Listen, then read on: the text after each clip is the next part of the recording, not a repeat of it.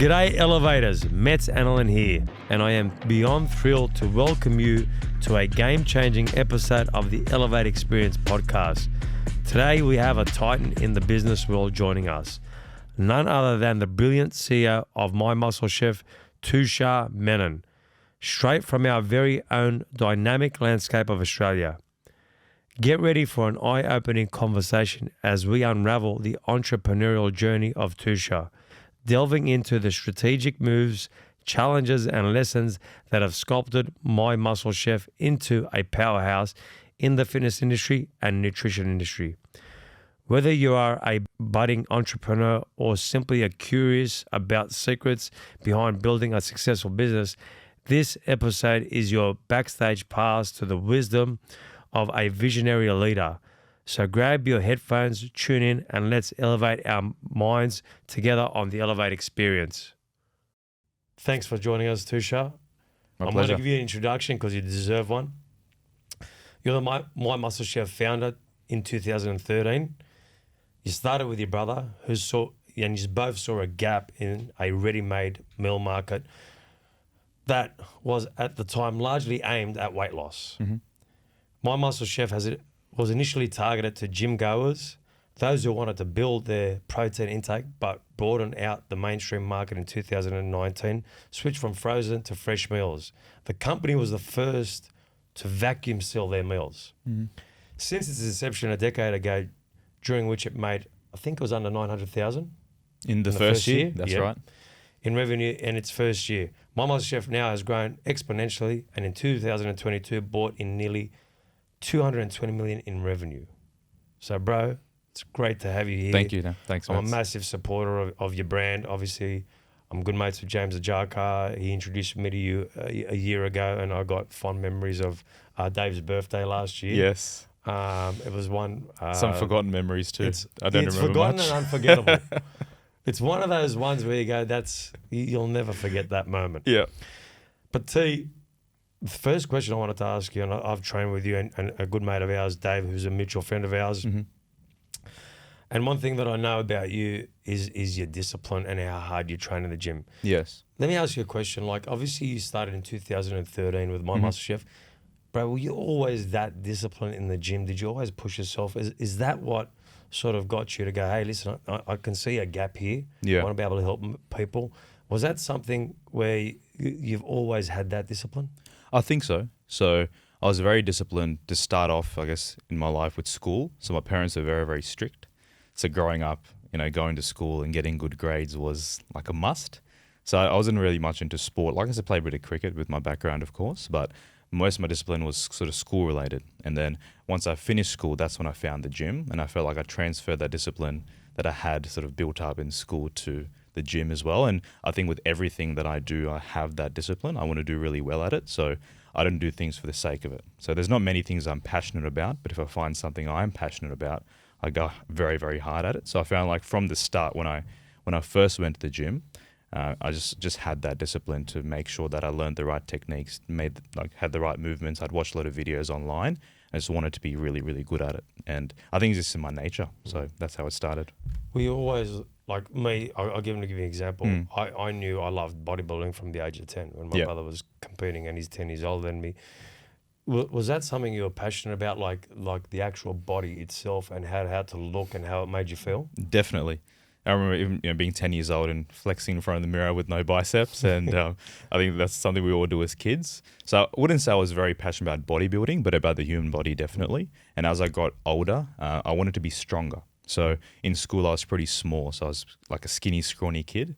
And when I see kids that, had a good physique, I was a bit jealous of that. So I wanted to sort of aspire to be like that. So even at school, I think it's year 10 or 11, you get the opportunity to sub out one of the sports for...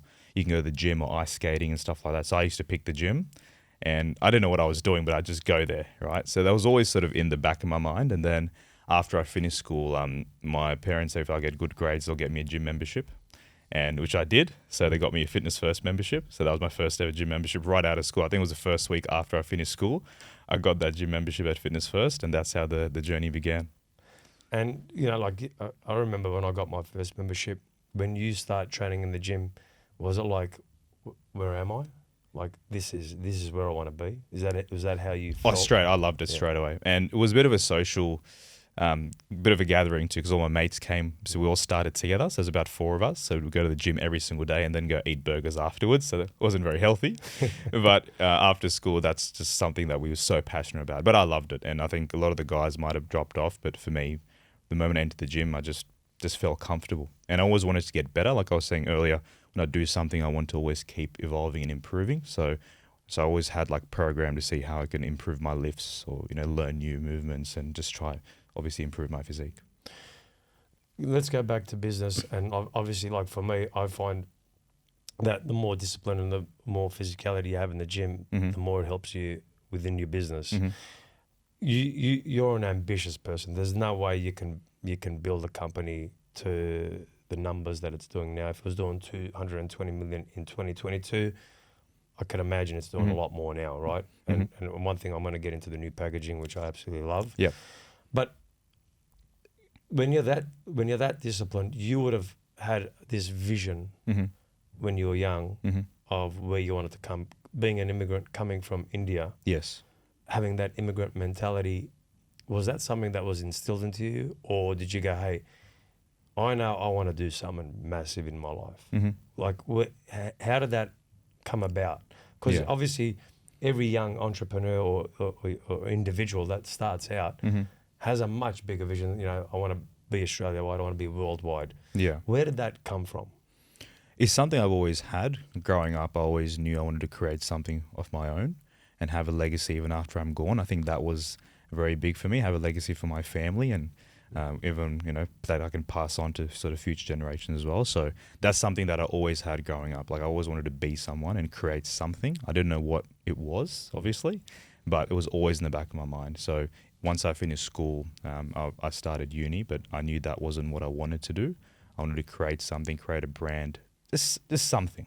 And it took a while to figure out what that was. And my brother helped me a lot as well because we think alike and he was exactly the same.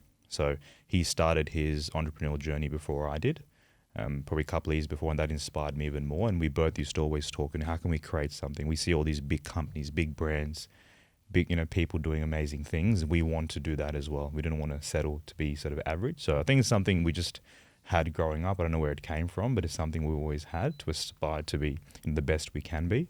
Obviously make our sort of parents and family proud as well. When you started that journey with your brother, was there other ideas you had before My Muscle Chef? Because a lot of the times you'll have this idea, you'll have this idea, and you'll have another idea.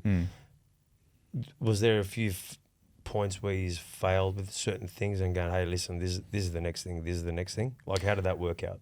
For me personally, I got lucky, Muscle Chef being the first business idea. But for my brother, not so much. He tried a couple of things before. So he was part of a couple of startup programs in early 2011, 2012. And he actually flew over to America to sort of pursue his dream there. He worked in Silicon Valley, like all the tech startups are. Right. So he got that opportunity, which was really, really cool. Didn't work out, didn't pan out, but at least he got a taste of it, got that experience. And then that's when I actually spoke to him about My Muscle Chef. So it was during that time, 2012, I was sort of working full time and saw the gap in the market because I was making my meals every morning and got sick of doing it, as you know, how hard it is to make your meals every morning, having my chicken, broccoli, brown rice 5 times a day. And then I started searching online and like you said, at the start, there was nothing available. It was all weight loss related. And then I called him out. I said, man, I got this awesome idea. You got to come back. We got to give this a shot. And I think it was timing and a bit of luck and the rest is history. Did you think you were a bit crazy? Oh, for sure. Definitely, yeah, definitely. What were the questions he was asking? Mate, how's this going to work? Yeah, the first question was, what do you know about food? You can't cook. We haven't been in a restaurant business before. This is fresh food. It's not easy. And none of us have started a business before. Like, how are we even going to do this? So once he came back, I think we spent about 6 months sort of planning it all out. That was back end of 2012. And I've spoke to my dad about it as well. He had a few good ideas on how we could sort of structure things. He doesn't have a business background, but he's very structured, methodical in what he does. So he helped a lot as well. And we put a plan together and then got to a stage we're like, all right, we can't plan anymore. Let's just give it a crack. Let's go. And we just sort of backed ourselves. Again, we didn't have the experience around food or anything, but we really believed in the idea.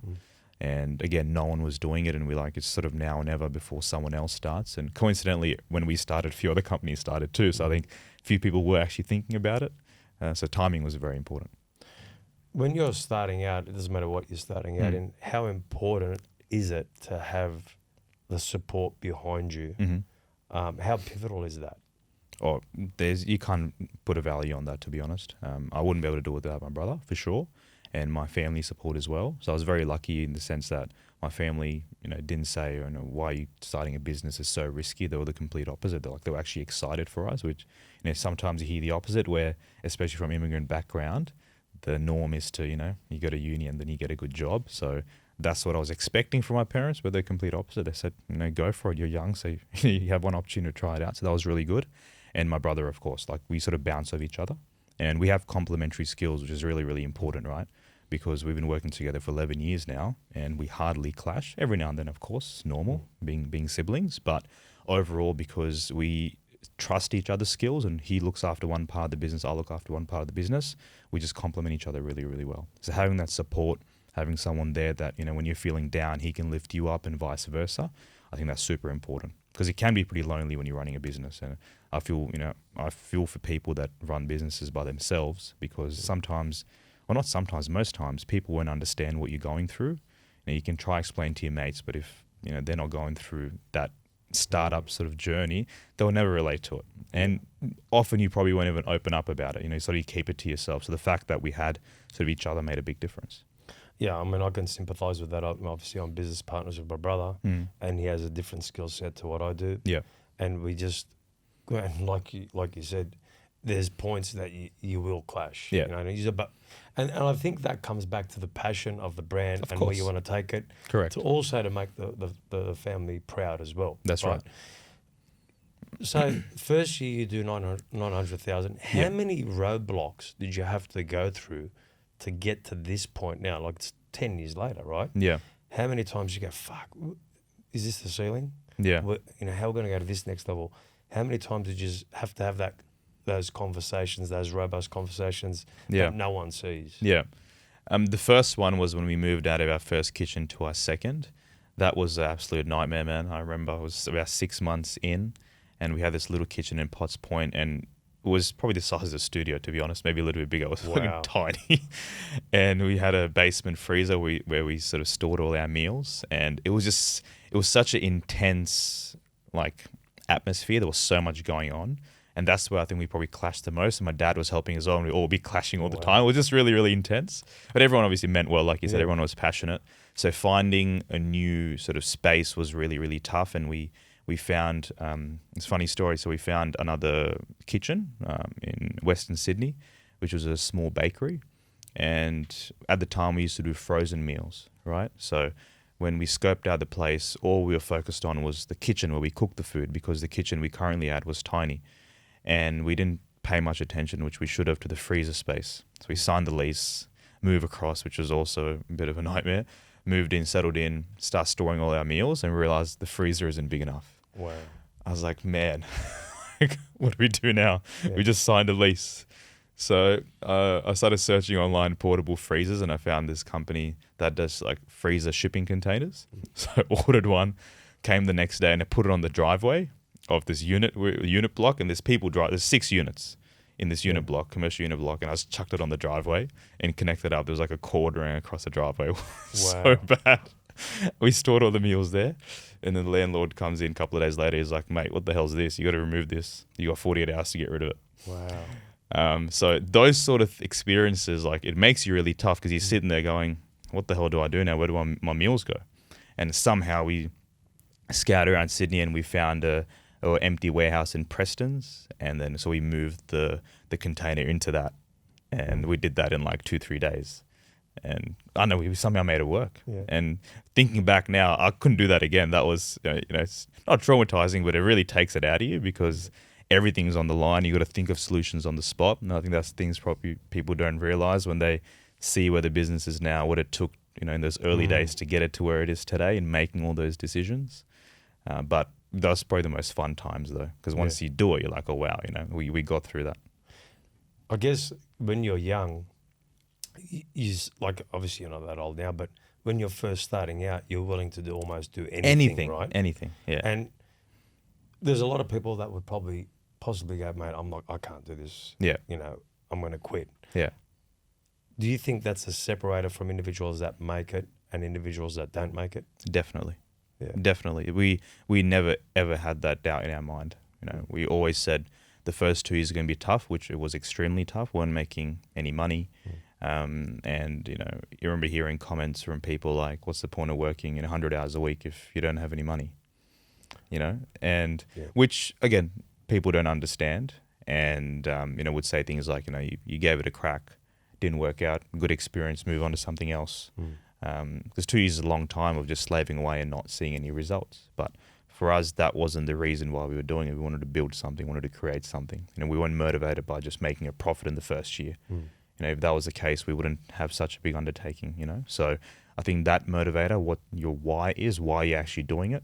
Of course, the profits are great and you're doing it at the end of the day too, build something for yourself and be successful, but it takes time to do that. So you need to know what your sort of end goal is. And for us, we were just focused on that. So no matter what came our way, like the example I just gave you with the freezer storage, we had other situations, same thing. It felt like, we stuck, run out of money or, just have no option what to do, but we somehow found a solution and moved forward because the end goal was like so clear. Fast forward, right? You've got those issues at that point. Then you're looking at your packaging. How many times did you have to change and adjust the packaging to suit what the consumer was looking for?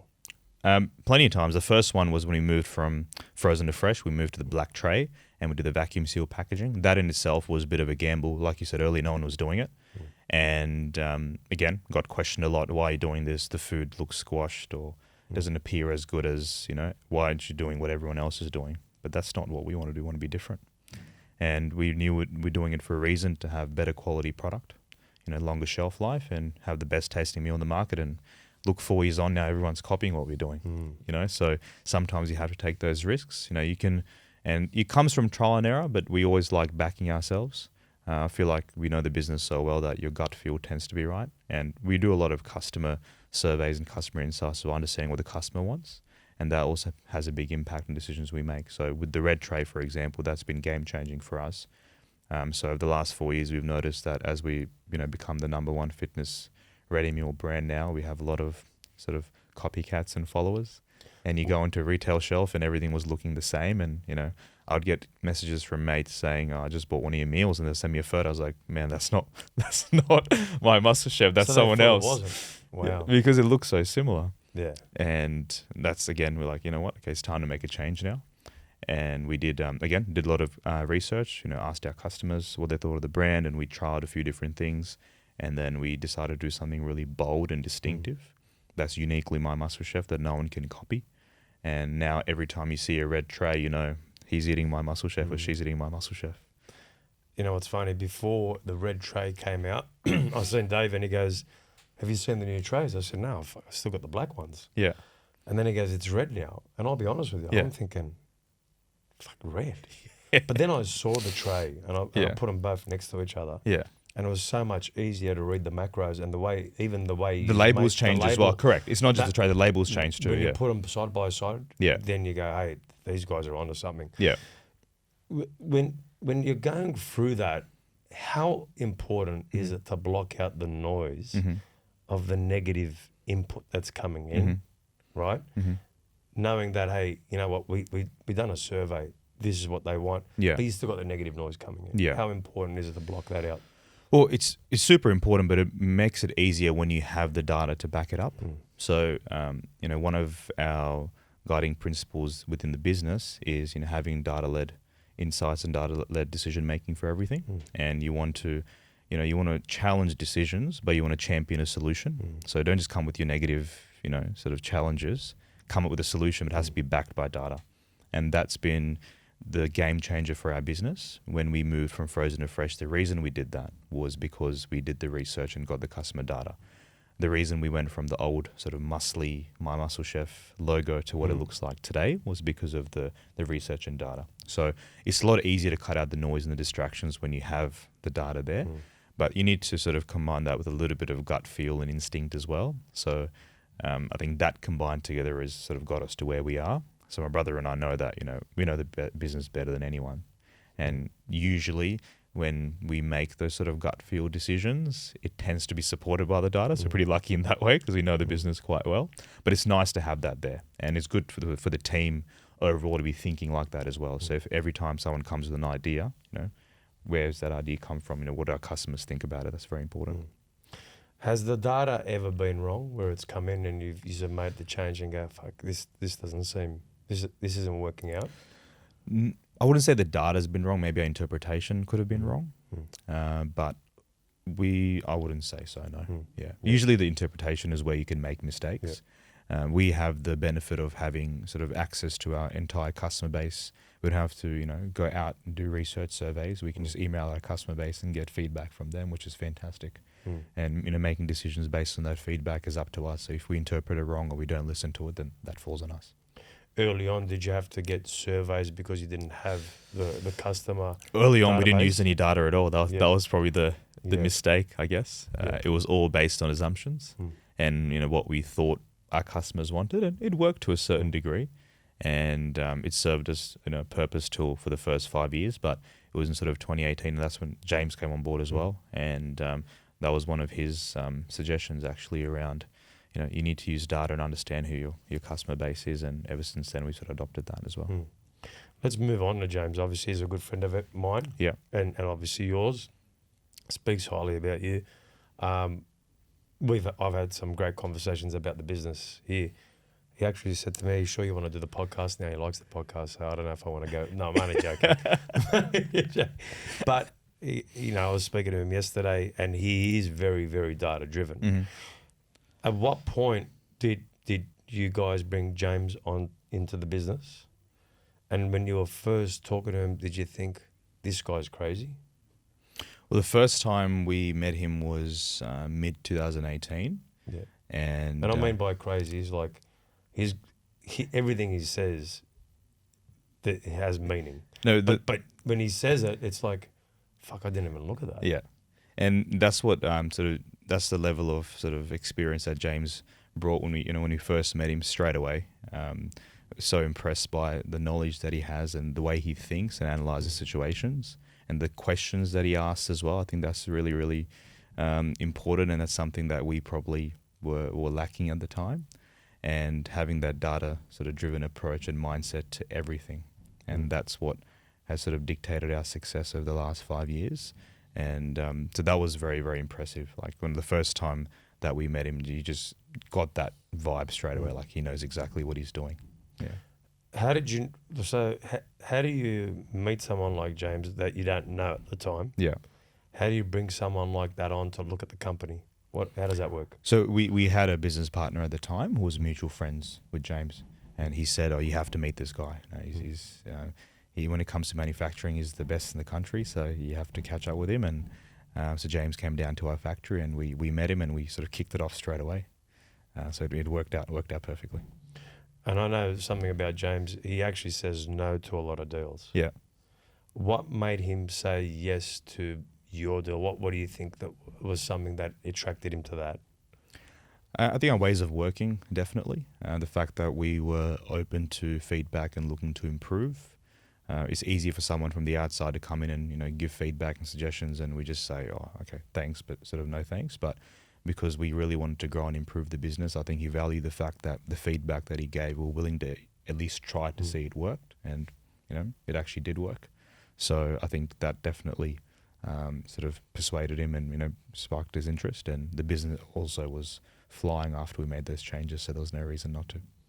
How exciting is it when you can find these people to bring in the business? Mm-hmm. Because at the end of the day, like it's the same with our business. When you find the right people, they can take you to that next level, and it takes a team. Yep. You know what I mean? Your family can only get you so far, but then you need people that are at a different level. Yes. When you brought him on, did you think, "Oh, this is cool. This is going to take us to the next level," and to see that transition, because then you guys build this massive factory. Mm-hmm. Like it's huge. Like I hear so many great things about it. I've got to come to your gym that you've built in there. Yes. It's unbelievable. Yeah. When you start out, because I hear so many great things about it, Can you vision anything like that and the enormity that it is now? No, I never would have dreamt it would have got to where it is today. We obviously wanted the business to be successful, and we didn't know how far it could go, but every year we kept just pinching ourselves as it kept growing and growing. And, if you would ask me, 11 years ago, we'd be sitting here today having this chat with you and talking about the business, I'd go, no chance that's possible. So no, definitely did not envision it to get to where it is. Like, we knew we wanted to make a successful brand, but we also try not to get carried away by it and just keep pushing and want to keep growing and not settle. We still have big plans for the business and feel like it's just scratching the surface, and there's so much more room to grow. So, How many businesses, like Jenny Craig went down, right? How many businesses go down in your space because they don't have the right processes, systems, and infrastructure to grow, or do they get complacent? Like, if Jenny Craig's a big brand, do you think they got complacent in the market? I would say it's a bit of both. We always set ourselves up for success by thinking ahead. So having, like you said, the right processes, the right infrastructure, the right systems. If we didn't have that in place, we wouldn't be able to support the growth that we had. And I feel like that's where a lot of these companies can fall over. Because when you scale, when you grow, your quality has to remain the same. Because customers are coming back to you because they like the quality of your product. They don't care if you're scaling. They don't care what's happening in the background. Every time they buy, it needs to be the same. So as you're growing, if you're also losing customers, that's a big problem. And that's probably the biggest challenge a lot of scaling companies face, is the quality of their product or service may fall away because they can't keep up with the demand. So we've done that really well twice. When we moved from our Condo Park factory to the previous Yennora facility, that was a bit of a gamble. When we first moved in, I think we were at about 10% capacity. It was empty. And it was a big investment. We basically put everything that we'd earned from the business the first 6-7 years into building that factory. And I remember walking through thinking, did we make a mistake? How are we going to fill this place up? And then within 2 years, we were bursting at the seams. We needed to move again. So if we hadn't, sort of taken that risk and sort of thinking ahead and built that system, we wouldn't be able to support the massive growth that we had. And now the factory we're in now, same thing. In 2020, we decided, okay, in a year, we're not going to be able to fit in this place. We need to start, planning a new facility ASAP. And that probably was a little bit delayed, but the timing worked out okay. And what we're doing today, we wouldn't be able to support unless we were in the facility we are. So I think having that system infrastructure, the people, is really, really important. Has set us up for success, but that's all underpinned by quality at the end of the day. If your quality is not there, it doesn't matter how much you market. Correct. Yeah. And look, to me, like I'm talking to you right now, you must have done a lot of development on yourself.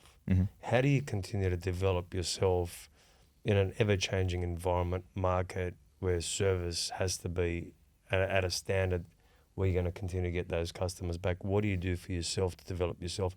Like, obviously, I listen to different podcasts, I read a little bit, but I'm always looking at the market, looking at how I can become better. I'm looking at that 1% of how I can improve my clients, my customers, my team. What do you do for that? Looking at the market, definitely. But for me, a big one is working with the right people as well. And I feel like I've grown a lot working with the team that I work with, and getting the right people involved in the business at the right time has had a huge impact on our success. So like James, for example, or the employees that we have, we've got all these great people coming to the business that bring their own skill sets. And a lot of them have, or most of them have, more experience in their field than I do, right? So I'm almost learning from them. So a big part of our success and growth for me has been working with amazing people in the business, and they bring all these awesome ideas, and I'm open to these ideas and I want to try them out. And they all understand how important quality is to me. That's something everyone in the business knows about me, is quality and service can never be compromised. I'm not sure where I got that from, but that's been from number one since day one we started. We'd when this is in the early days, we'd forget a delivery in Canberra, and we've just been working for like 12 hours straight, and the courier's already left, and then my brother and I would look at each other like, shit, all right, we've got to drive to Canberra. So we'll do a round trip to Canberra just to deliver one order. But rather than waiting just for the next day for the courier to come back, so we're like, customers paid for the order, we promised them this delivery day, it can't be a day late, let's just drive there and drop it off. So just doing things like that is just part of our culture now. So it doesn't matter if we were small and we're much bigger now, that underpins everything we do. Again, it's one of our sort of core values in the business is walking our customers' shoes every single day. And I think that's been, a foundation of the success that we've had. 6,000 stores Australia-wide, right? Yeah. Service stations, Coles, Woolworths, gyms. You see it everywhere. Mm. How does it make you feel every time you see it? I pinch myself, yeah. It's surreal. Does it feel like that all the time? You go, oh, fuck, there it Every is single again. time. There it is It again. never gets old. Yeah. Never ever gets old. That feeling never goes away. And it's almost like it's pretty surreal. And that's what makes me excited every single day to keep growing the business, just seeing that all the time and everywhere. And I can't even sort of fathom or explain it, to be honest, especially considering the distribution we have now. Like you said, wherever you go, you see now that it's Red 2, you see it bloody everywhere, which is You can't miss it. You can't miss it. You can't miss it. And it just makes it so satisfying. And going into the office and with the factory and working with the team, just seeing the product there. If you're having let's say I have a crappy day at work, but on the way home I got to fill up fuel, and then I see the meals in there, I'm like, okay, and that just boosts you up, Yeah. So I love it. Does your factory work around the clock? Like, how does it work? Is it 24 hours? What is it? Some days it's 24 hours, but not, I wouldn't say 7 days a week. So there's 3 different departments. So we have the production section that cooks all the food. Then we have the packaging area where we put the food in the containers, seal it, and then we have the logistics that dispatches the product. So depending on the section, they might work 24 hours, but it's not 7 days a week. But some days it's 24 hours. Give me some metrics. How much chicken, rice would you have to get on a weekly basis delivered? Like, what are those numbers? Chicken, okay. So And broccoli? chicken is about 60 tonne a week. 60 tonne a week. What about rice? That's got to be even more. Rice would probably be more. I don't know the rice off the top of my head, but if chicken's 60 tonne, rice would be there, if not more. Yeah, it's a lot of food. Yeah. Think about it, like 2013, you start, and then you think 60 tonne. You can't even imagine that, right? No, yeah, it's a couple of semis of chicken being loaded.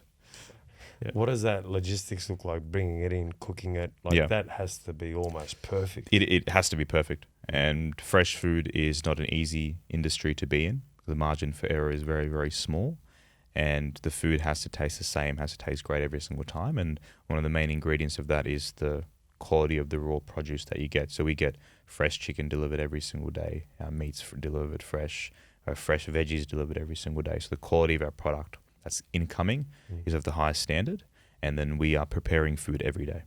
Yep. So cook today, we'll pack it later today, send out. So the customer's getting the freshest quality product. When you look at a business like that, like when I look at businesses, I go, what's the CFO like? What's, each person in each area, what's the data look like? What do the numbers look like? What are the numbers costing to come in? What are the numbers costing to go out? Do you look at data like that a lot, all the time? And how important is those metrics and those numbers to a business to make it profitable and to grow? It defines the success of your business, and especially when the scale is so big. When the business is smaller, I can walk down to the factory and have a look at things, or I can just check on every single department because the scale is so much smaller. Now that it's 100 times bigger, you can't do that anymore, and that's where the metrics and the numbers and the KPIs come in. So rather than like I used to say, I have to do rounds of the factory every day to make sure everyone's working hard. We have KPIs around how many meals we need to pack per hour, or what our labor cost needs to be. So that allows you to track all that, right? And that's where obviously like the role of the CFO is so important, to be able to provide those numbers so you have visibility across the entire business. And that's how we can sort of maintain and run our business as such a tight ship, because we have all those metrics and we record and track that on a weekly basis. And that's where some of the businesses may fall off. They probably don't do that, but we sew across our numbers, and we have KPIs across all parts of the business, so we can hold people accountable, and it just allows you to have a quick bird's eye view on what's happening, because the numbers don't lie at the end of the day. If we had a crappy week in production last week, the numbers will tell me that. So it's very, very important. Yeah. 220 million in 2022. What's 2024 look like? Can't give you exact numbers, but it's going to be a lot more. Well, what's 2023? What was that? I can't give you exact numbers, but it's going to be more. It's going to be more. It's going to be Okay, more. let's say 400 million. I'll stick with 400. Would you be happy with that? I'd be over the moon with that. Right. When I said James, I said, James, I stated it on the podcast. You got to do 400, bro. Done. I'm not going to be happy. We got to do it less. I know he'll be a happy man at that number as well. When you look at My Muscle Chef today, it would have to be number one in this country, right?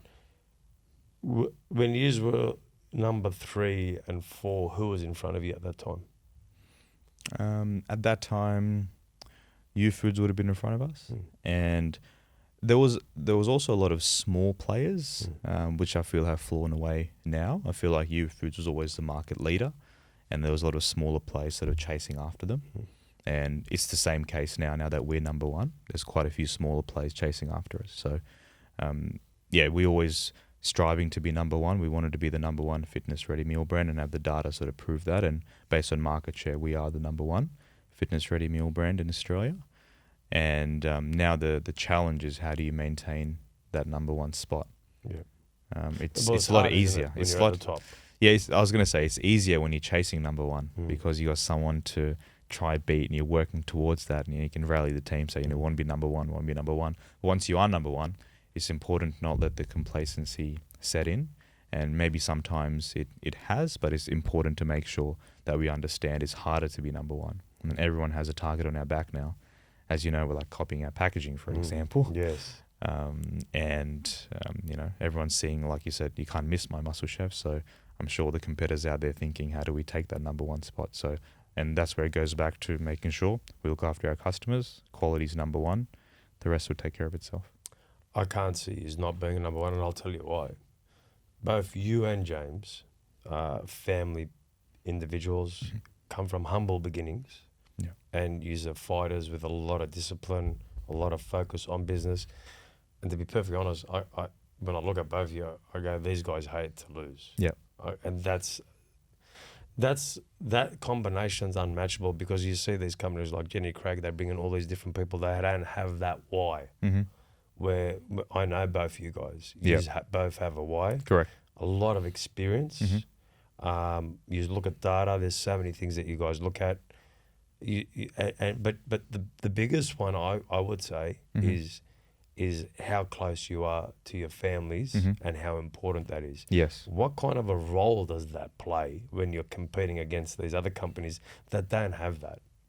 Well, that's where the support network comes in, like we discussed earlier. And having my brother there, having my parents. My parents worked in the business for quite a while as well. So it was nice having my dad there, my mum there.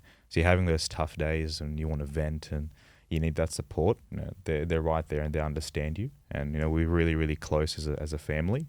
And that's played a huge part. And I want to succeed for them. I don't want to let my brother down. My brother doesn't want to let me down. We don't want to let our parents down. And especially after all the hard work and sacrifices that they've put in for us, firstly bringing us to Australia in the first place to give us this amazing opportunity. And, we obviously love living in Sydney. And that's due to them making the decision, a very tough decision, over 20 years ago now to move over. So I don't want to let them down. And, that's always a reason we want to succeed is our family. And, you can't put a value on that really, because that's your why. And if you have tough days, you're like, I'm doing this for my family, so I have to do it. Obviously you said your brother went to Silicon Valley. When you go to San Francisco, you learn about partners, equity shareholders, and all that kind of stuff. Is that something that you learnt from him to bring in partners into the business? Not necessarily. You knew about? I wouldn't say we knew too much about it. We just happened to be at the right place, the right time, and met the right people. We weren't actively looking for investors or investment, even when we met Ricky or James. But you meet the right people. You meet them for a reason. So like when we met James, we knew straight away, okay, we need to work together and make something big happen here. So I think it was a sort of timing and luck and just meant to be. Before you met them, was there other people that you interviewed or you spoke to? No. We just did. Fuck. Yeah, we just worked out. Off the bat. First person we met. Far out. Yeah, it worked really well. Fuck, I wish things worked out like that for me. Jeez, you've had an easier run.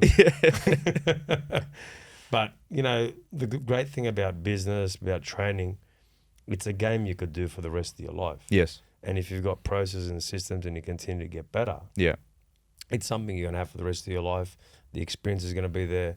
You understand the foundations you got to set. You understand the work ethic that is necessary. You know, when I met you a year ago, you've seemed to have gone from strength to strength with your training. Mm-hmm. I was talking to Dave last week. I don't want to give myself a rap, but he goes, mate, that was a pivotal moment. Coming to tighter fitness and meeting you guys, it gave you that extra boost to really go after your training. Yes, I couldn't agree more. It's not a coincidence. Until then, I was training to try keep fit and healthy, but not that I was very fit and healthy. But after I trained with you guys, I trained with Dave, I saw what people that really train hard train like, and also seeing how much in shape I guess you were and Dave as well. That really motivated me to take it up to the next level and to be able to train with you guys and to make sure that I can keep up. And I don't know what it was that sort of clicked in my head, but having someone there to keep you accountable. So even after, I obviously stopped training here for a while, but I kept in touch with Dave, and he'd keep me accountable, saying, how's your training this week? How's the diet? And in my head, I'd be like, okay, when I go to train with the next time, I don't look like a slob. So I've got to make sure I keep my diet up. And I think that, I don't know what it was. It just sort of, the mindset changed, and having someone to keep accountable with your fitness and training, just like I have the support network with business with my brother. Almost sort of, you can see similarities there. And now it's just become a routine and a habit, and you can't go back. I've the healthiest ever been, fittest ever been. Training's the best it's ever been. So I don't see going back. Just go strength to strength. But you need those competitive guys around. Like of course Dave's you do. Extremely competitive, yeah. So you need those competitive guys in every part of your life. That's whether right. It's business, whether it's family, Yeah. whether it's training. And if you've got those right individuals around you, it makes everything better. How much has your work life been better, especially in the last year, because you've had that discipline? Like, because you've taken it to another notch. I've seen photos of you. Yeah. We might even use it in this video because you're looking good, mate. Maybe not. He doesn't like to be. You can't find Tushar anywhere. He's private, even in a private account. So you've got to really go look at where he's at. So he's very hard to find. You can probably find you more on LinkedIn, right? On LinkedIn. LinkedIn, yeah. You'll see a professional Tushar. You won't see someone that's crazy on the gym. When you see him, when he trains today, he's gonna be crazy. I had to tone him down once. You go, bro, we're not in Bankstown. I think Dave was laughing, but that's funny. I remember. Yeah, I was dropping the weights too much. Yeah, he wants to do chest today, the war chest. I'm looking forward to that. But that discipline, what are you looking to do in the next 12 months with that discipline? Because it was around this, was just before this we started training together last year. That's exactly right. Yeah. So, firstly, the discipline with the fitness has given me a really good structure for the day, and I felt like my energy is so much better. So I'm fitter, and if your body's fitter, I feel like you have better energy. You can think better, think more clearly, and that's made a huge impact. I just have so much energy during the day, and I feel good. Yeah, I feel really good, feel confident. And I'm happy with how I look, and that has a big impact on how you feel about yourself. So I don't see that changing. And now that I've got to where I am now, I'm looking to actually put in specific goals in the gym. So I don't really track my, say, body measurements, for example. I want to see how much I can grow, how much muscle I can put on. I don't track my weights for my lifts. So for the next 12 months, that's something I want to start tracking. So over the next 12 months, how much, can I bench more? How much can I deadlift more? I want to start tracking these things. But also I want to understand how much, muscle I've put on. Is the training and dieting, what impact is actually having? So just being a bit more specific with the training goals, I'm really looking forward to that. Because, mate, it's a huge change from when I first met you. Because I remember you started, then you backed off, and you started and you backed off, and then it was like bang, bang, bang, and you could see in the photos how much everything started to change. From not just the physical sense, but the definition, the hardness, the muscular maturity that you've gained through that whole process. And it's interesting because you're not resting on your laurels right now. You're trying to create a new standard. Yes. And through that standard, what happens when you look good, feel good, you start to attract more of the right energy in your life. Correct. Right? Has that been a massive part of the last year? It has been a huge part of the last year, and I definitely feel more happy with myself because I feel better and look better. I think I underestimated the impact that living a healthy lifestyle has on your mental state and your energy levels. And just getting, even just getting sort of positive feedback from friends and family, it's nice to hear that, and that's also very encouraging. Rather than hearing, look, you're out of shape. I remember my mum about 18 months ago said that I was overweight, and then that hurt me a little bit. I was like, okay, I need to maybe start getting back in shape. But now it's the complete opposite, where you're hearing compliments from people around, how good you look, and people also take inspiration from that. So my friends are messaging me saying, what did you eat? Can you send me what your program is? I want to also go on this weight loss journey. So I think that is also very satisfying. I think just in my immediate friend circle, I feel like I've inspired quite a few of my friends now that I'm almost not their coach, but they'll ask me questions and message me, what should I eat? What should I do for my training? And I think that's also pretty rewarding. When you 18 months ago, when your mum said that to you, yeah, because it happens to everyone. Was it because of work, the pressure of work, the pressure of like, we've got to go to this next standard? Do you think, like sometimes the pressure of everything happening outside dictates what you're going to do that is necessary for you? Yes, right? And of you course. don't realise you let 1 week go, 2 weeks, it's a month. Then you're driving home and you go, I'm going to have a packet of chips and some chocolate, and then it becomes a snowball going in the other direction, and then you start to realise, fuck, why aren't I feeling good anymore? Yeah. And you go, wait, I just lost my discipline. That's and right. You don't even realise. Correct. Was that sort of something that happened in the business because you were so I would say focused on business? Yeah. And sometimes we get so focused on business, but we lose the focus on ourselves, which then affects the business. Yeah. And we don't even realise. Correct. And it's definitely a shifting in priorities. You stop prioritizing your health and fitness. Now it is a priority for me, so there's no compromises. But I also feel like it is a bit of an excuse too. So I don't like saying, work was busy and that's why I didn't do it, because there's always time. What's an hour of the day? What's even 45 minutes of the day? So I don't want to use that as an excuse, to be honest. I like being honest with myself. I just didn't prioritize it. I didn't value it. And now that I can see the value, I'll make sure, whether it means, cutting out 1 hour of, hanging out with my mates, or if I need to do something else, I'll block that out and make sure I get that fitness in, and just making it a priority. And then once you make it a habit, and, forming that habit, requires quite a bit of discipline, but I feel like for me anyway, when you start seeing the results, that it becomes a lot easier. And now that I have seen the results, it's just part of my routine. And sometimes you slip up, and we're all human. Yeah. But discipline is something that separates people at that top level, to the rest. And I like watching, like you say, you like listening to podcasts. The same thing here. Like I listen to podcasts and watching sort of YouTube videos on top athletes, and I love listening to their mindset, and that really motivates me. And, what it takes to be at that level, and even if they can do it, why can't I do it? And discipline is what they all talk about. That's what it really comes down to. So that's been a big learning for me in the last sort of 12 months from a fitness point of view. I've always had the discipline for business and prioritizing that, but now I've built that sort of health and fitness discipline as well. And you can take a lot from those great athletes like the Ronaldos, the Messis, especially the ones like the Djokovic's that are at the highest level, where everything's meticulous. Their diet, their training, like everything for that one moment, and then they do it again. Correct. And then they do it again, and they do it again. Yes. And it's that continuous putting in of those reps that makes the biggest change and the biggest impact.